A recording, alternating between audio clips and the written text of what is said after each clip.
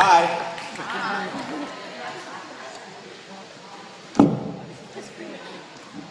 Go. The Webbies. Good morning, ladies and gentlemen. Friends, family, teachers, students, and graduates of 2014. I'll be honest with all of you. When I was first asked to write this speech, I thought, I'm going to do the Edmund thing.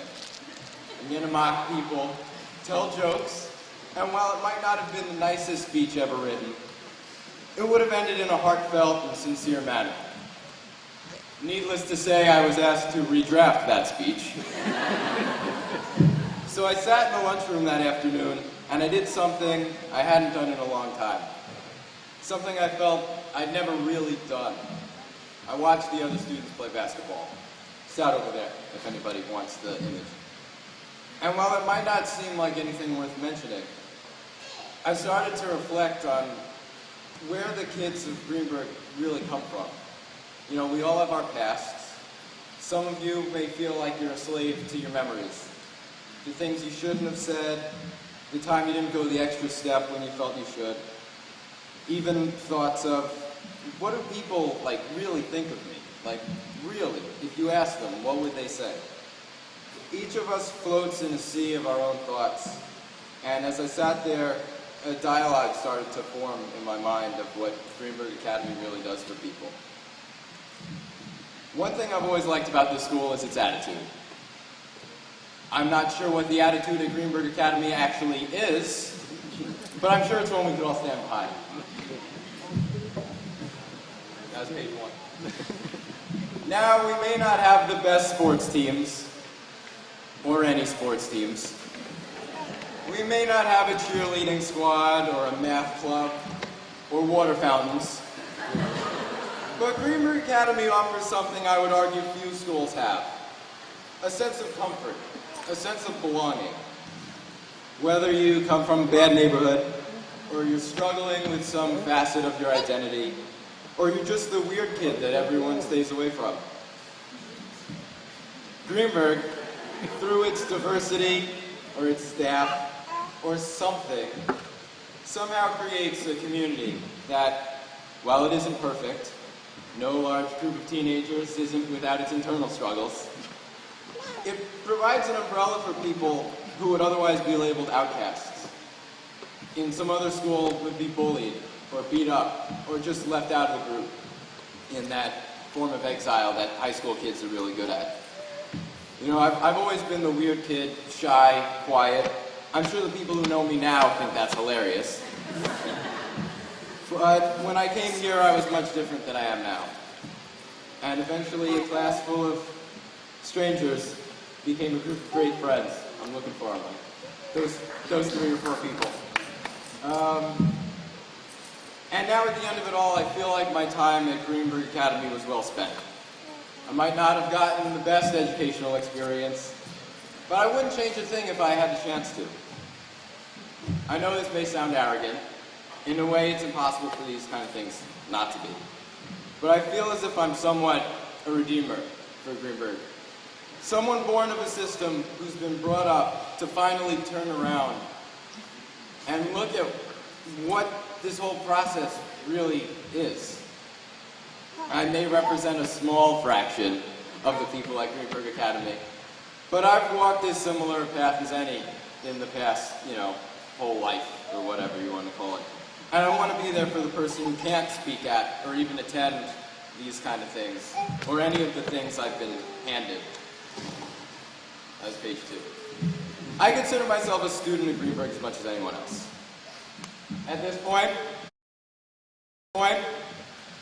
I'd like to point to my mentor, my guiding light, the guy that gives me disappointed looks when I don't do all that I can plus more, Mr. Gualtier.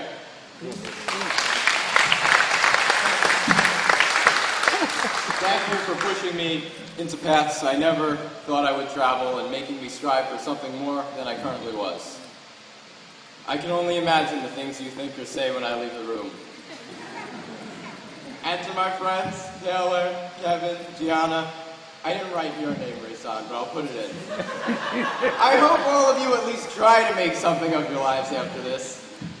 Taylor, you're like the brother I never had. Kevin, whatever you plan on doing, do it well. Gianna, you really are the only sensible one out of us. And you're actually going to college next year. Most important thing I've learned this year is, don't let your high school friends stand in the way of your own success. This crowd could be a little bit better. And to the rest of my graduating class, and the classes before them, and the classes before them, I wish you the best on whatever life may throw at you. On a serious note, the twists and turns in my life have led me to this establishment, and I conclude content and resolute. The friendships I've built, the effect my teachers have had on me, and the numerous changes my thought process has taken throughout my time here will affect me for the rest of my life, or at least until I get in the car home. A part of me looks out to all of you with a confused expression on its face and a surreal feeling in its heart. Every so often it hits me. I'm done with high school. I'm going to college. In a few years, I'll have a college degree. I have to get a job. It was fun coming up here to speak to all of you. I love hearing myself talk. But I'd like to conclude with another quotation. As the philosopher Charles Michael Schroeder once said, life ends too fast, so take a chance and make it last. And I hope everyone whom I've had the immense pleasure of meeting, and anyone here today, young or old, can take something from his simple yet evocative message. Thank you.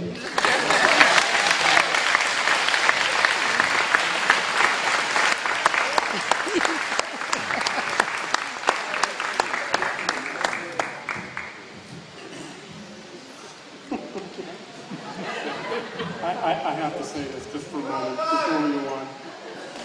You know, hearing of this speech is great. But I have to be honest, I remember back watching the Great Walinda family. This was a family of trapeze artists that would make these death-defying walks across the Grand Canyon or across these perilous heights without a net. And I liken my sitting over here in this chair to watching one of those Walinda feats. Thank you very much, Edwin, for the great words. At this time, I'd like to introduce Samantha Peterkin, who will introduce our keynote.